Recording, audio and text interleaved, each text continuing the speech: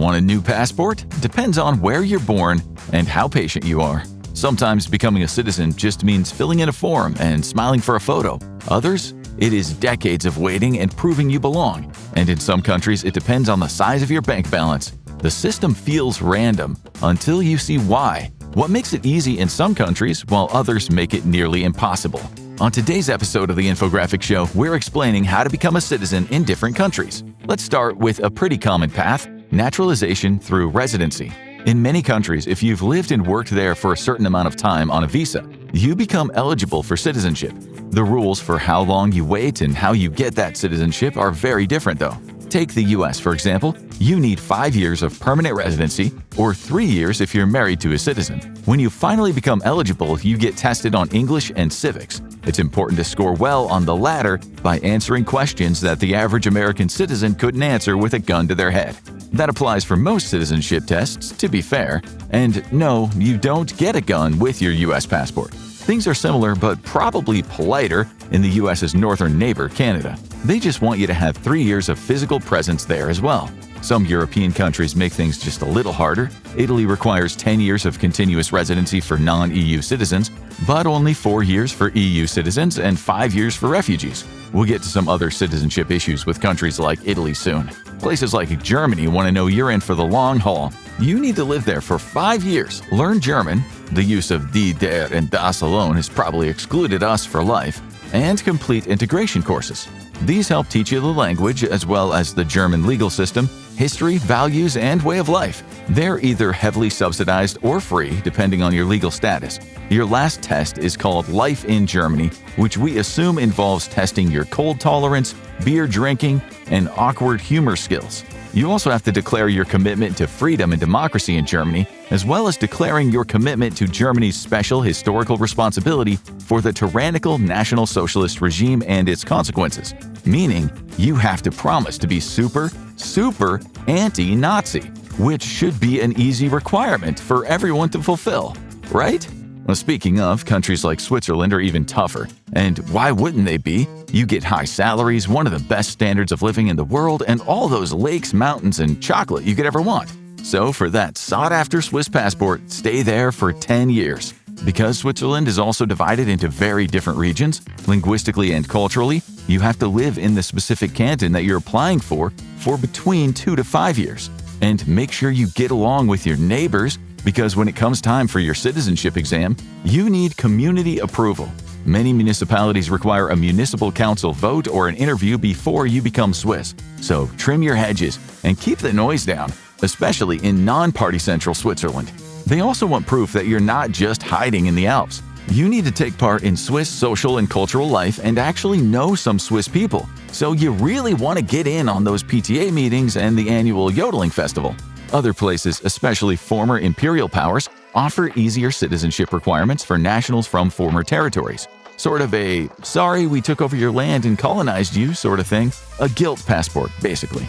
That's what Spain does for citizens of most Latin American countries, the Philippines, Equatorial Guinea, and, Portugal, as well as for those of Sephardic origin, the people that it chased out in the 15th century.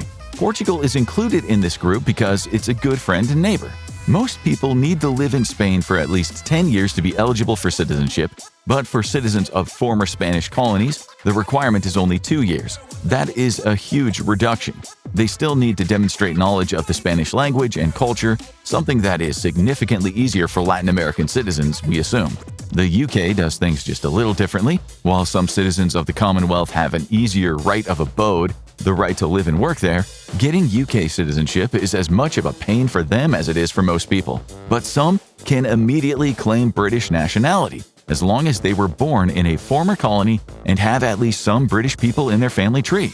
According to UK immigration, people can claim British nationality if they were born between 1949 and 1982 in a British colony and have a UK-born grandparent. Born after 1983, well, then your parent needs to have been born in a post-1949 colony, and your grandfather must be UK-born, but even then, every case is judged separately. And you need at least a little bit of a stiff upper lip. What if this sounds like too much work and you're just content with being a citizen of the place you were born in? Turns out that's not so simple sometimes either.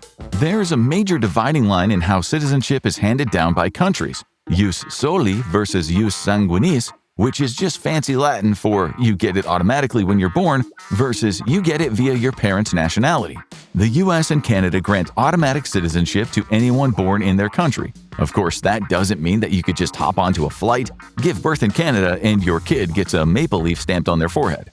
First of all, doctors generally recommend pregnant women don't travel in their last month of pregnancy because no one wants a baby delivered in a Ryanair bathroom. Some airlines just won't let you fly at all. Others will ask for a letter from your doctor confirming your due date even as early as week 28 of your pregnancy. But countries that grant birthright citizenship also set up their regulations to prevent birth tourism. In the US, a Customs and Border Protection or CBP officer has the right to deny entry to anyone, and they can use their judgment with pregnant women, taking into consideration when the child is due and how long the woman intends to stay. As of January 2020, if a U.S. consular officer overseas thinks that a woman might be traveling to the U.S. to give birth, they can also deny her B visa application in the first place. If someone somehow gets through all the loopholes, then they will likely get a lifetime ban for future travel and visas to the U.S. And let's be real, if you're paying out of pocket to give birth in the U.S., you might as well just put that money toward an investment visa and get a property or a business out of it. Birthright citizenship is most common in countries built by immigrants, places that have always attracted new arrivals. Anything else would have been chaos when up to 10 to 20% of the population was foreign-born. Most of the countries that have jus soli laws are in the Americas. Even though the US and Canada are the most prominent examples, over 33 countries offer birthright citizenship. These include Argentina, Brazil, Cuba, Mexico, Jamaica, Peru, and Uruguay. In the US, birthright citizenship was introduced in 1868 after the abolition of slavery. Enslaved people who lived in the country for generations hadn't been citizens of anywhere because they weren't even considered people, much less citizens. But now you had a whole group of people with no papers or official homeland of record. Introducing birthright citizenship via the 14th Amendment meant that they all automatically became Americans. Not with fully equal rights, of course, well, that would take about another century. Other countries like Italy, Greece, and Japan recognize citizenship by blood ties, meaning if you're born to Italian parents in China, you can still get Italian citizenship. This is usually a product of cultures who have historically been monoethnic, and generally they want to preserve ethnic unity and ancestral ties. However, this has negative consequences for legal immigrants to the country, because the children of those immigrants, well, they could be born there, raised there, schooled there, and speak the language fluently, but still not be citizens. But if you're an American with an Italian great-grandpa who's only learned how to say ciao, you could be getting interviewed for your passport later this year. This justifiably creates some tension between governments and immigrant communities in those countries. Professor Valentino Larsenesi from the London School of Economics points out that there are 1 to 2 million non-naturalized immigrants in Italy under the age of 18, while there are only tens of thousands of people outside of the country looking for passports. Children of immigrants who were born in Italy can apply once they turn 18, but they only have a 1-year window, after which it gets a lot more complicated. And they must have lived in Italy their whole lives. So if your family moved back to your home country for a year and took you along, ineligible.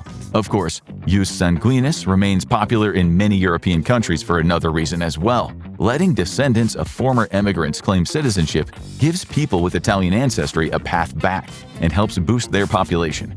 Many of the countries mentioned are facing declining birth rates and have fewer young people supporting more and more old people. The total fertility rate in Europe is down to 1.38 live births per woman as of 2023. A level of around 2.1 is needed to keep the population stable. Incentivizing young Italian anythings to return can help correct this huge demographic shift. Of course, opening up citizenship to immigrants could do the same, especially since there are far more citizens at home than descendants abroad interested in claiming it. But jus sanguinis laws, by definition, make things harder for immigrants of different ethnic backgrounds. If this all sounds way too hard and confusing, don't worry. Head down to the Caribbean, buy a home, and enjoy your new passport. Countries like St. Kitts and Nevis and St. Lucia give out citizenship for investments. Other countries, including the US, give investment visas. Many Caribbean countries skip over the visa part completely and just hand you a passport. But the fastest citizenship you can get globally? Vanuatu. It takes just 1 to 2 months. You've taken longer to throw out expired food. And you don't even have to show up in the country, which is good. because that's like 3 connecting flights from almost everywhere. Investors and their families can submit citizenship applications online, after which they might have to visit the country to provide biometric data. But that can also be done at a Vanuatu consulate. The minimum amount you have to invest? $130,000. More if you're going as a couple or a family, but in return, you get no global income tax and visa-free travel to 110-plus countries. Oh, and the ability to live in a tropical paradise, far, far away from most other places. A big selling point. Many Caribbean islands, including Dominica, Grenada, St. Lucia, St. Kitts and Nevis, and Antigua and Barbuda, have similar investment schemes. Getting citizenship there might take slightly longer, around 3 to 6 months, but it still gets you that tropical paradise goal. The amounts you have to invest vary, but you can pick what you invest them in, at least. In St. Lucia, for example, you can contribute $240,000 to the National Economic Fund, or invest at least $250,000 in an approved enterprise, or buy $300,000 worth of real estate. Most of them don't even have a residency requirement. You literally never have to live there, except Antigua and Barbuda, which requires investors to visit for 5 days within their first 5 years of citizenship. If you have almost $500,000 to throw around for investments, we are sure you can afford a 1-week vacation to Antigua and Barbuda. These small islands and not too wealthy countries make obtaining citizenship incredibly easy, unlike small, very wealthy countries, as you will soon see. Why? Mostly because they need the money. Whether it's via investments in real estate or contributions to their national funds, that money can be used for national development projects. In St. Lucia, the average income per capita was just over $12,300 in 2023, so the government looks to outside investments to get all the help they can. And people with a lot of money find these destinations attractive. It's a win-win for everyone involved. Not only can they build a 5th home there, there's also no income tax on foreign-sourced income, also no inheritance tax or capital gains tax. The region also advertises banking with high levels of confidentiality and a passport that can protect your assets from legal challenges in your home country. So, whether you're rich by hard work or rich by shady means, the Caribbean offers an attractive citizenship destination for many. Some relatively well-off people also get these citizenships to avoid political instability or war in their home countries when they see it coming. The good thing about these investment schemes is that you don't have to give up your original citizenship. In fact, 49% of all countries allow dual citizenship, but that means a little over half don't. So before you go applying for a foreign passport, make sure you can still get to keep your original one. You never know which citizenship will prove more useful in the future, especially after the sea levels rise and the robots take over us all. Then there are places where you can work, live, cry, and stamp your feet all you want. You are still not getting citizenship, like many of the Gulf states. It's rare for a country in this part of the world to naturalize anyone. That is an honor reserved only for their locals of their ethnicity. Qatar, for example, is often ranked as the most difficult country in the world for obtaining citizenship. What does it require? To start with, 25 years of residency in the country. You also have to be proficient in Arabic, a famously difficult language for non-native speakers to learn. Besides that, you need a clean conduct record and proof that you have serious money to build a life there. And you may need to convert to Islam for some citizenship paths, not all. But if you want to marry a Muslim Qatari woman, for example, you will need to convert. And after you do all of that and finally get citizenship, Qatar doesn't permit dual nationality. So you'll have to throw your original passport in the trash. Keep in mind, you can also lose your citizenship. For example, if you work, quote, in a country that does not have good political relations with Qatar. As you can imagine, with rules like these, there are only a handful of people who get Qatar citizenship each year. And considering that 89% of Qatar's population is made up of foreign non-citizen residents, why keep the rules so strict? Because citizens get benefits. A lot of benefits. Economic, of course. Political, not really. The Al Thani family and its advisors make most of the decisions, and as a citizen, you can either like it or, well, keep that to yourself. Financially, though, Qatar takes care of its people. It is one of the perks of swimming in oil money. Citizens get high-paying government jobs, tax-free income, free healthcare, free higher education, housing support, subsidies that cover utility bills, and even newlywed support. The latter isn't financial, it's more like state-provided marriage counseling to help set your relationship up for life. It's called the first year of marriage program, and supposedly experts help newlywed couples by promoting good communication, problem-solving skills, and family values. Plus, the country offers some pretty insane retirement benefits. The minimum pension is over $4,100 per month as a minimum, with a housing allowance upwards of $1,600 to boot. Tough citizenship rules are a trend for small, very wealthy countries. Just look at Liechtenstein. With its population of nearly 40,200, the average per capita income, $197,000 a year.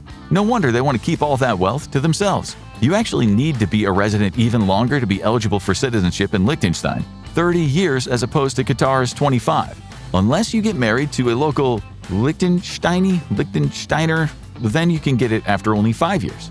There is one more pathway to citizenship, although it applies to very few people, but if you are eligible, you can even become a citizen of countries like the UAE. It's called Citizenship by Merit. Many countries offer visas for people who have demonstrated excellence in athletic, artistic, or scientific fields. But some countries skip the visa and go straight to offering citizenship to people like that. These countries include Malta, Austria, Serbia, Croatia, Spain, Bulgaria, and Latvia. And yes, the UAE.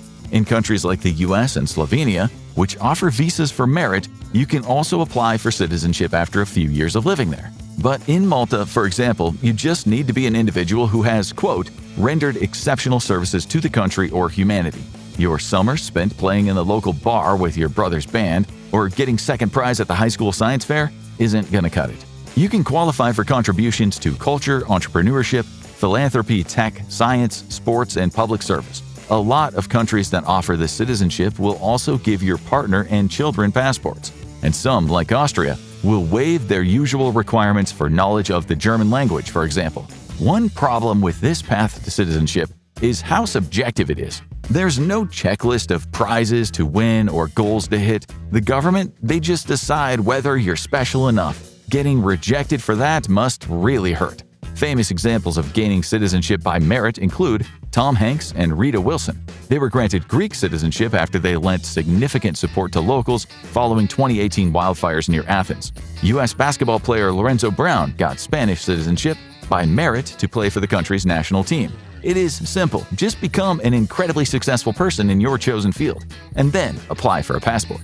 The way a country handles your citizenship requirements reflects a deeper reality about that country. Places facing population decline, like Portugal and Ireland, encourage immigration and dual citizenship. Countries like the US and Canada, founded on the backs of immigrants and thought of as multicultural melting pots, have birthright laws to ensure that the children of those immigrants are immediately at home from the day they're born. On the other hand, in places like the UAE and Saudi Arabia, citizenship is tough to acquire because it comes with a lot of benefits for locals. Not to mention, the economy of the UAE is primarily fueled by foreigners. 89% of the country is made up of immigrants, or as they like to call themselves, expats. But these societies don't want to share their benefits with a whole lot of not them. It would be expensive, for starters. And turning nearly 90% of their foreign population into citizens would completely change who is entitled to full rights and benefits. It's a bit of a have your cake and eat it too mentality, relying on foreign labor and money without giving much back. But that is the system some countries have chosen.